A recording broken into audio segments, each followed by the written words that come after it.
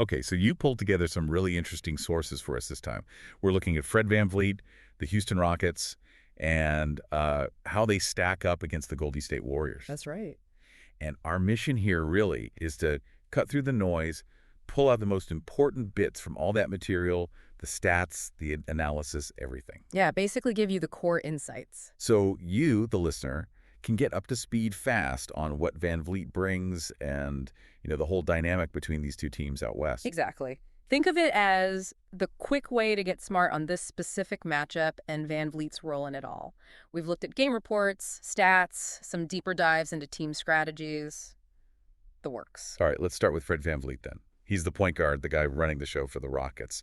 What really jumps out from the sources about his impact? Well, first off, his story is pretty compelling, right? Undrafted to NBA champ with the Raptors, that tells you a lot about his resilience, his mindset. Definitely speaks volumes. But beyond that, the sources consistently hammer home his basketball IQ. Super high. Plus, his playmaking, how he orchestrates things, and interestingly, his defense. He's known for being really tenacious, despite, not being the biggest guy. Right. And for a young Rockets team, that veteran presence, that leadership, it comes up again and again as being just crucial. And the Rockets themselves, they're in a fascinating spot. Lots of young talent, been rebuilding, but getting Van Vliet feels like they're hitting the gas a bit. Oh, absolutely. It signals a shift. You look at the context provided. Bringing in a guy like Van Vliet, a proven winner, under a coach like Ime Udoka, it screams, we want to compete now. Not just develop talent anymore. Exactly. The sources suggest Udoka wants a more balanced approach, and Van Vliet is, well, kind of the engine for that on the court. Stability, direction for guys like Green and Shingun. Okay, so then you've got the Warriors. The dynasty, maybe not at its peak, but still led by Steph Curry, still incredibly dangerous. Precisely. They're navigating maybe a different phase, but that offensive firepower, still there. The sources are crystal clear. It all revolves around Curry's gravity, his shooting. Unbelievable shooting. Right. So when these teams play, it's this really interesting clash. Different timelines, different goals almost. Established power versus the up-and-comer with a new veteran leader. So let's dig into Van Vliet's game a bit more. Offensive orchestration.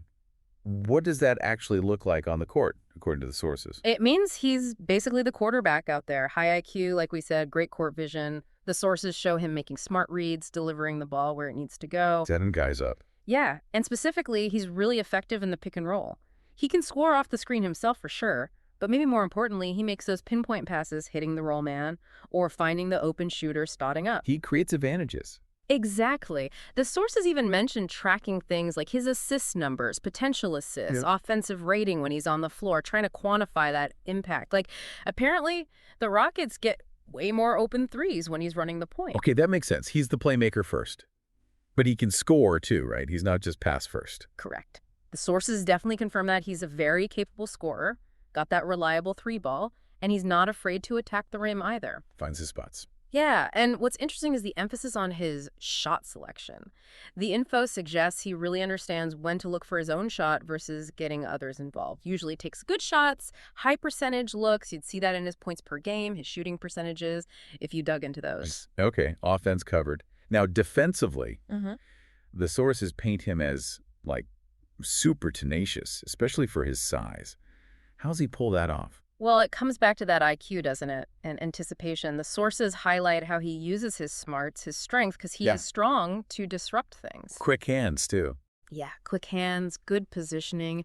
He gets steals, deflections. He can really bother opposing point guards. And the communication aspect comes up a lot, too. He's vocal back there, directing traffic, setting the defensive tone. You'd look at stuff like his defensive rating, maybe opponent shooting numbers when he's the primary defender to see that impact. And beyond the stats, there's that veteran presence thing. It's kind of intangible, but sounds like it's huge for this Rockets team. Oh, absolutely huge. I mean, think about it. He's won a championship. He knows what it takes. That experience, that knowledge, you can't just teach that. Sure. And the sources mention reports of him actively mentoring the young guys, Jalen Green, Shingun, sharing that understanding of what winning in the NBA requires. That's invaluable for a team trying to figure things out. It's interesting, too. The sources brought up comparisons to guys who aren't point guards, like Jimmy Butler or Steven Adams. What's the thinking there? Yeah, that was insightful. It's about understanding value beyond the traditional position stats, right? Yeah. Like, Butler isn't a point guard, but his leadership, his two-way impact, it just lifts the whole team. The sources suggest VanVleet has some of that same quality influencing the game in ways beyond just assists and points. Adams? Similar idea. Adams brings that physicality, that veteran know-how, that presence, even if he's not scoring 20 a game. So these comparisons help show VanVleet's worth is broader than just being a point guard. It's about his overall effect on winning. Gotcha. Though you'd still compare him to other point guards too, presumably. Oh, for sure. Direct comparisons to guys with similar skill sets would definitely help pinpoint his exact strengths and maybe weaknesses within that role. Makes sense. Okay, we've got a good handle on VanVleet's contribution to Houston. Now let's shift to those Warriors matchups. We all know the offense, Steph Curry. What makes it so hard to stop year after year? Well, it starts with Curry, obviously. His shooting range is just unreal, and his movement without the ball, that constant motion, puts immense stress on defenses. Creates chaos. Total chaos. Forces tough decisions, opens things up for everyone else. But it's not just Curry, right? The system, it's the ball movement, the spacing, guys like Klay Thompson, Draymond Green facilitating. It's a machine. Yeah.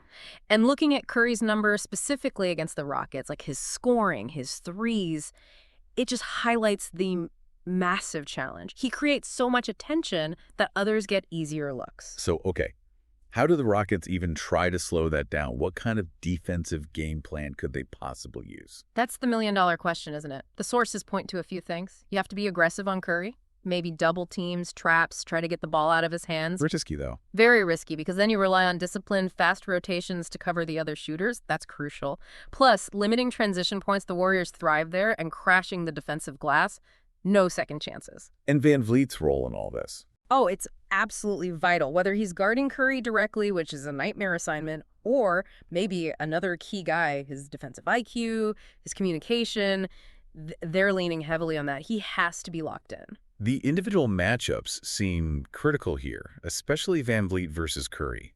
What are the key things to watch in that battle?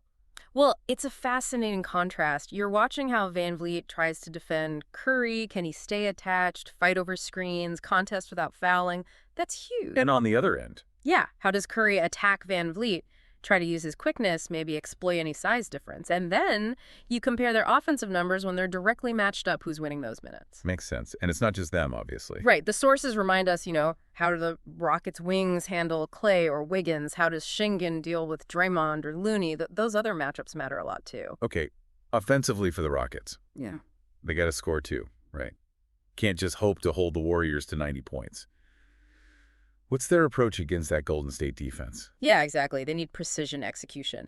The sources suggest really leaning on VanVleet's playmaking to create good looks, trying to find and exploit any mismatches the Warriors' defense gives them. Pace control, maybe. Pace control could be key, yeah. Don't let the Warriors get into that fast-paced flow where they just rain threes, and getting Schengen involved inside, getting points in the paint, that provides balance, stops them from being too jump shot reliant. Sounds like these games could be pretty wild. High scoring, momentum swings. How do we get a feel for how they might play out? That's a good point. The sources do indicate these games often have runs, big swings. Looking at past games, seeing when those swings happened, was it a flurry of threes, a bunch of turnovers? That gives you clues. Key factors to watch them. Definitely three-point shooting percentages for both sides, turnovers, who takes care of the ball better, and rebounding battles are always big. When you're trying to predict future games, like the sources suggest, you've got to factor in current form, injuries, obviously, and just how they've matched up head-to-head historically. Right, right. And finally, just pulling back a bit, these games don't happen in a vacuum. There's the whole NBA season, the Western Conference playoff picture. Where do these Rockets-Warriors games fit in? Well, every game counts, especially in the West, right? It's always so competitive. These head-to-head matchups can directly impact seeding, tiebreakers, potential playoff paths down the line. Big implications. Yeah.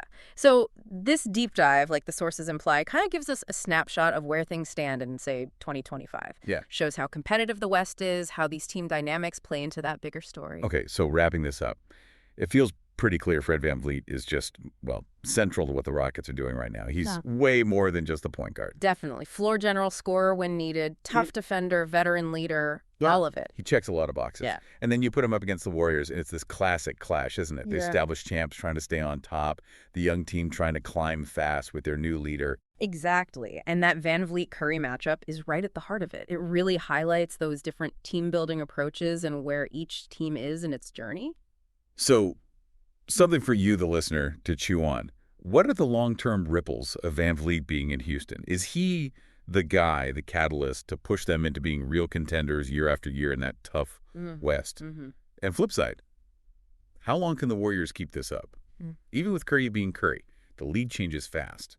Is their dominance sustainable against all these rising teams? How do these dynamics keep shaping the NBA? Lots to think about there.